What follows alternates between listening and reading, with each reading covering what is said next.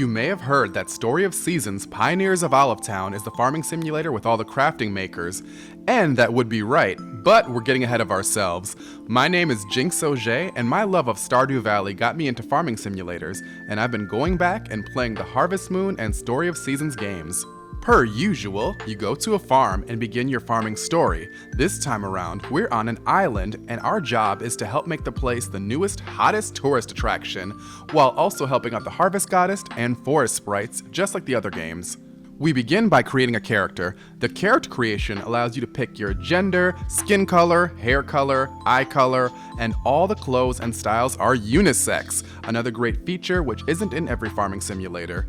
And you're able to romance all the bachelors and bachelorette characters, no matter the character's gender. So there's a little something for everybody and for everybody to feel represented. Speaking of marriage candidates, we have Emilio, Ralph, Jack, Damon, Iori, Raina, Blair, Laura, Bridget, and Lynn in the base game. And as for the DLC marriage candidates, we have Neil, Felicia, Rager, Iris, Ludus, and Lisette. On my playthrough, I was originally going after Iori. That is until I realized the game had DLC islands, which unlocked more marriage candidates and romanceable options. I then came across the Hawaiian hottie, Ludus, and between the romance, getting married, and having a baby, that was the highlight of the game for me. And having a baby in real life and then having it in-game around the same time was kind of a really cool experience. It's not every day that I'm able to play a chill game with a healthy, sweet, wholesome gay couple that have a kid together, so I was able to look past some of the game's flaws given I don't always get that experience too often in video games. As for the rest of the villagers, they're very diverse, from different ages, skin colors, cultures, and body types. While I enjoyed all the characters, my favorites ended up being Iori, Sydney, Raina, Ludus, Laura, Giorgio, Marian, and the fashion designer Karina. Fun fact, I'm a fashion designer, and the fashion designer in this game, she's French and black, and I have European roots, and my mom looks just like her, so that just tickled me. I don't always see that, so I really appreciated those little things that I don't really see in games like that. But moving on, the island residents range from fun, simple, warm, and silly, and while they aren't too deep or complex, they have wonderful designs and help keep the world feeling episodic, fresh, and alive.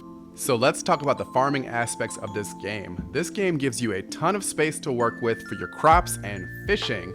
My only nitpick with this is that when you have the same type of crop or fish, they come in different grades from 1 star to 10, and they do not stack in your inventory or chests. So ultimately, this can take up a lot of space if you're not managing this correctly. And for me, who doesn't always know what to sell or what to keep, I felt like I was getting a crap ton of the same item with different grades, and it's just a small nitpick, but it's something I wanted to note in this review because other farming simulators have had a more simple version of this. On top of that, the game has many different cute farm animals and mounts to unlock as you progress through the game, from sheep to chickens to cows and so on and so forth. Currently, I am trying to unlock the pink rabbit, which once you get its fur, you can unlock a lot of different fun costume designs at the fashion boutique, and I'm working my way to get there still. But it'll so be worth it to get some fun pink outfits. Another feature that was simple yet I enjoyed were the mines. Reason being is because it had enemies in it. I always prefer a little bit of action in my farming simulators to break up the monotony of farming, but then again, I may have been spoiled by Stardew Valley. While Pioneers of Olive Town's mines are nowhere near as elaborate, I appreciate that there are threats in the mines even though they're quite minimal. In Pioneers of Olive Town, there's always something you can be doing, from expanding and upgrading your town, to creating recipes for Lovett's missions, helping create new clothes at the boutique, creating fragrances at the flower shop, or unlocking the hydroculture plant, which is this game's greenhouse. It is quite a challenge, but once you do it, it's so rewarding. And that's just scratching the surface. Another fun feature are the sprites and how they can help you go to areas that help with your grinding. There are spots dedicated to finding rare resources that you can go to every other day or so, and you can just harvest and grind for those resources, and that really helps me a lot because there are some parts of the game where my progress just came to a screeching halt trying to unlock certain things, so I'm really glad they incorporated that into the game. Another happy surprise for me was the amount of DLC this game had, from additional costumes for the protagonist and marriage candidates, to also expansion pack islands from the Windswept Falls to Terracotta Oasis and Twilight Isles.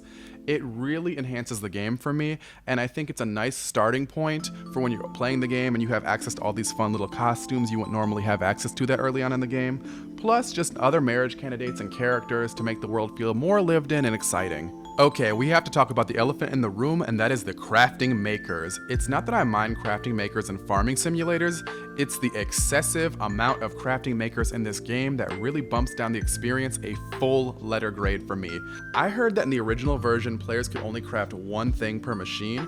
Fortunately, that was changed and you can craft more at a time, but even with this upgrade, it still feels excessive how much the game demands you to use the crafting makers and how many of them, leading to many players just having their whole opening farm area just be dedicated to crafting makers. And that's not a great experience. Crafting makers should enhance your experience, not take center focus on your farm. Another glaring flaw is the collectible system, which has its fun moments until you realize the game tried to pull an Animal Crossing or Coral Island-like museum, and it's a pale, lifeless imitation at best.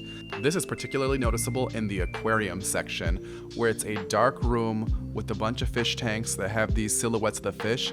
They couldn't even be bothered to put the actual fish image in, which is a terrible missed opportunity given how beautiful aquariums can be, like in Coral Island and Animal Crossing. It's a fun badge of honor just to walk through those. This one, not so much. Another pro/con is the customization in your house. It's awkward, but it's there, and it's quite limited. It honestly feels like a rough draft or a prototype by today's gaming standards in farming simulators. One example of this is you can't really rotate your furniture or put it exactly where you want. There are specific spots in your house you can place furniture, and that's kinda it. Another flaw in this game is that it can straddle brain-dead activities with excessive grinding, too high difficulty curves that will have you looking up what to do online, to finding that fun farming rhythm, to feeling progression, and surprising updates as the island unfolds. So this game can be a bit of a mixed bag. Playing this entry in the series in 2025 feels very middle of the pack when it comes to farming simulators out right now.